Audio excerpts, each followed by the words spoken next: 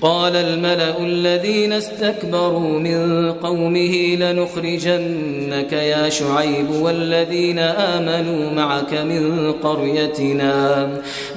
قريتنا أو لتعودن في ملتنا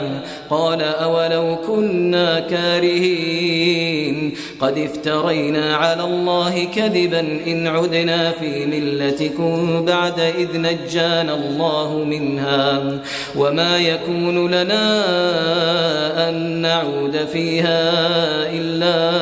أن يشاء الله ربنا وسع ربنا كل شيء علما على الله توكلنا ربنا افتح بيننا وبين قومنا بالحق وأنت خير الفاتحين.